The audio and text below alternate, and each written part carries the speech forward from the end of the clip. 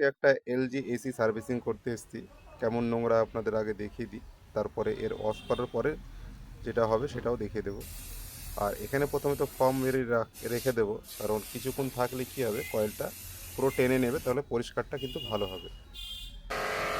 আর এখানে আমাদের jet pump পুরো সেটিং করা হয়ে গেছে। আর এখানে আমাদের ক্যাবিনেট ধোলাই হচ্ছে, যে ক্যাবিনেট ধোলাই হচ্ছে।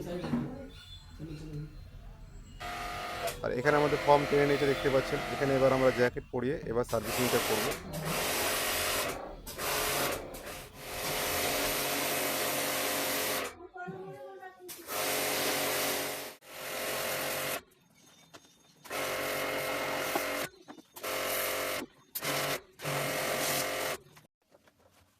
তো কয়েলটা দেখতে পাচ্ছেন কত সুন্দর পরিষ্কার হয়ে গেছে, একদম ক্লিন। আর এখানে আমরা লাইন দিয়ে প্রথমত দেখে নিই এই বেসিনটা ঠিকঠাক আছে কি না আছে। আর যে ভেতরে যে ব্লোয়ারের জলটা আছে সেটা আগে বেরিয়ে যাবে, তারপর মুছে আবার ক্যাবিনেট ফিটিংস করবো। এই যে আমরা ক্যাবিনেট লাগিয়ে দিলাম বেসিন চলাকালীন, কারণ আউটডোরটার আওয়াজ হচ্ছে বলছে, সেই আওয়াজটা একটু দেখতে হবে। তো আমরা এখানে ক্যাবিনেট লাগানো আমাদের এদিকে মোটামুটি কমপ্লিট। আমরা আউটডোরে যাব, চলুন আউটডোরে নিয়ে যাই, আপনাদের দেখাই।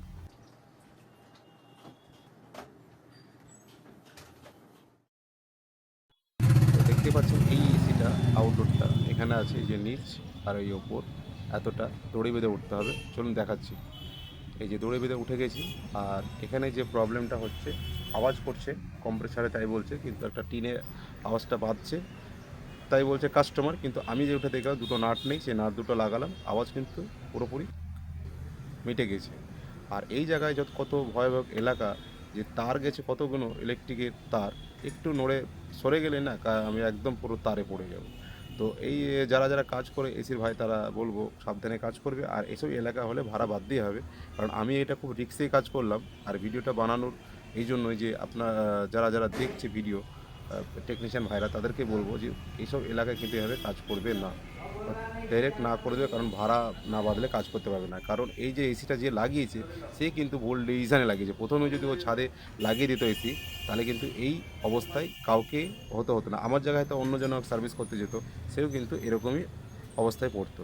কারণ এইটা যদি একদম ছাদের উপরে লাগিয়ে দেয়, তাহলে কিন্তু প্রবলেমটা সলভ হয়ে যেত, বেশি পাইপ লাগতোও না। এই জায়গাটায় 15 থেকে 20 ফিট পাইপ লাগলে হয়ে যেত।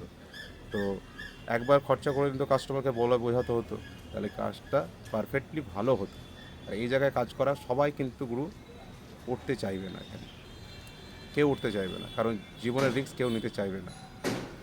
তো এই জন্যই বললাম। আর এখানে আমাদের সার্ভিসিং কমপ্লিট। এই যে দেখতে পাচ্ছেন আওয়াজটা একদম মেরে দিলাম, আর মেরে মেরে দেখে নিলাম আওয়াজ হচ্ছে কি না।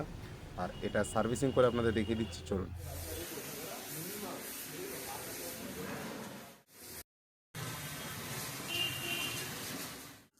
তো এখনকার মতো এখানেই কাজ হয়ে গেল। এখানে আবার নেক্সট কাজে দেখা হবে আপনাদের সঙ্গে। এখনকার মতো বাই।